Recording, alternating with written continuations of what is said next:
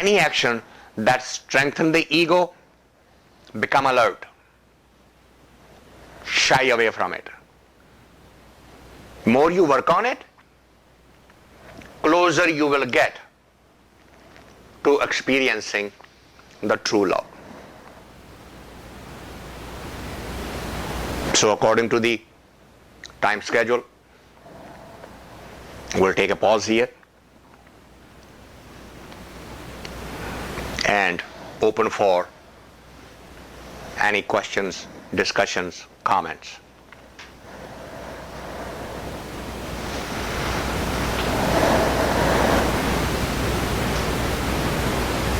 As I said before starting, please don't go back by creating more questions than you came in with. If what I said actually creates more questions in you, then you have wasted these 45 minutes of your life. So if nobody has any questions, you did a great job. I can say the other way around. That means you are great listeners.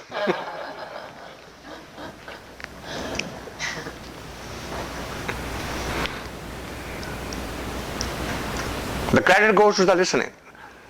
What? Credit goes to the listener, because that is more difficult than speaking. That's very interesting. It's a constant challenge to remember that the ego is always there looking to pop up and take over. It's like an ongoing enemy with each breath. You know? Absolutely. No matter how much reminders there are, it's like it only takes an hour or two into the day to get on a few phone calls with business and your ego just takes over. You know, it's like... Yeah. It is 7/24. It's a job. Even when you are asleep and dreaming. Because who's the dreamer? Don't make it worse. I'm already having trouble.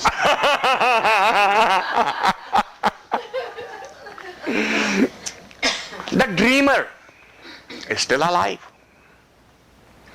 Day you become completely egoless, the dreams will disappear. You will have first good sleep in your life. A complete, dreamless, restful sleep.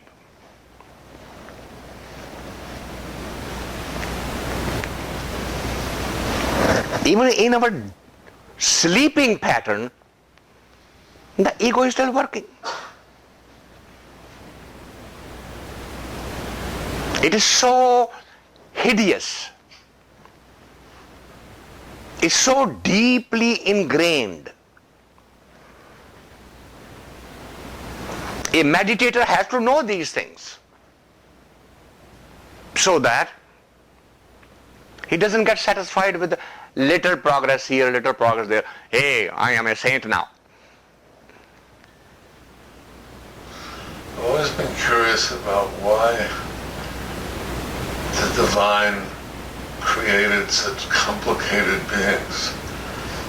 I mean, everybody's working so hard just to be alive, you know? It's like, it amazes me sometimes just in all the people I deal with and listen to and talk to, how hard everybody just works just to be okay, not to be egoless and one with the divine, but just to get through the day.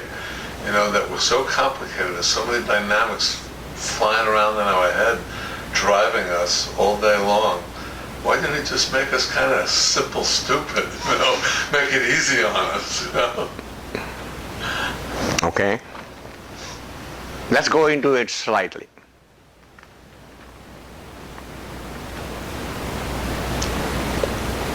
If I write a child's book,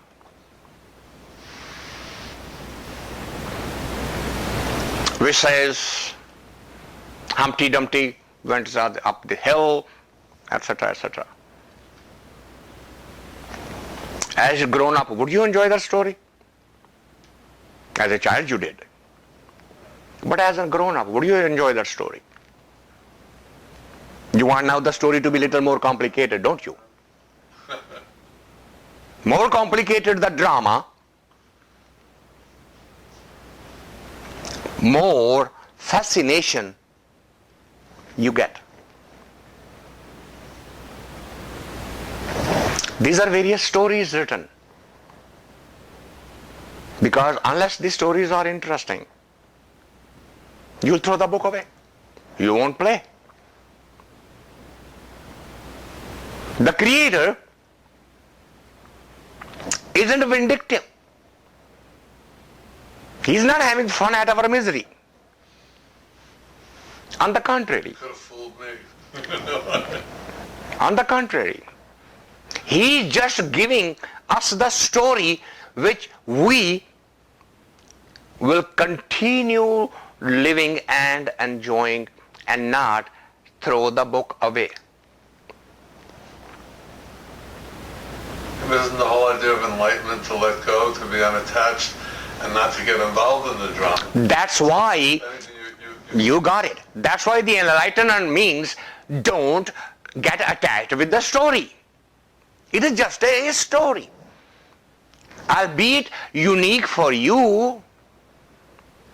But if you want to get out of this cycle, stop enjoying the story so much. Right, but if you're unattached, there is no story. When you are attached, the story continues. When you are detached, when the story is playing over there and you are sitting just as an observer without having any input, any feelings associated with it, you are free from the bond.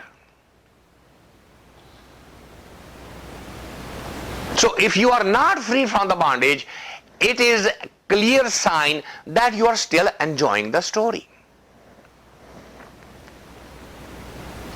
So if everybody in the world becomes enlightened, it's going to get pretty boring. There'll be nothing to watch anymore. Oh, now, isn't that interesting observation that we are worried? No, hold it. Isn't it interesting that we are worried about the world going on? Shouldn't we let that worry to be somebody else? God is not going on vacation. If I get enlightened, God should not disappear suddenly because 10, 20, 30 billion people are suddenly enlightened and God is going, I give up. Everybody's getting enlightened. Work is done. You can go on vacation. He's not going on vacation. He knows his work. So we shouldn't be worried about that part. We should leave that worry to somebody else and work on our own enlightenment.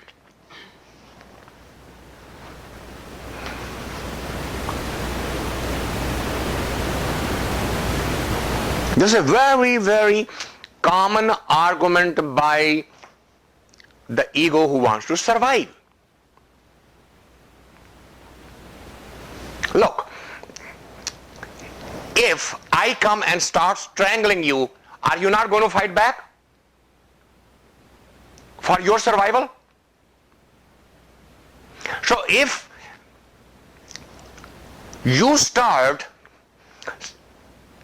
bringing your ego down and down, don't you think ego will fight back? You try to kill it. So it's going to find every possible way of surviving. So here is one of the mechanism. Hey, if you become enlightened, what will happen to God? What will happen to the world? Would the world go around without you? If you become detached? If that doesn't happen, then I will say, well, what will happen to your son? What will happen to your wife? What will happen to your business? If you become detached, who will run that? So you mean to tell me that if the nature was to forcefully take me out of this drama, if I suddenly die, do you mean to tell me all of these things will stop from existing? Do you mean to tell me my wife won't survive? Or my child won't survive? Or my business won't survive? They are there because I am there? Absolutely not.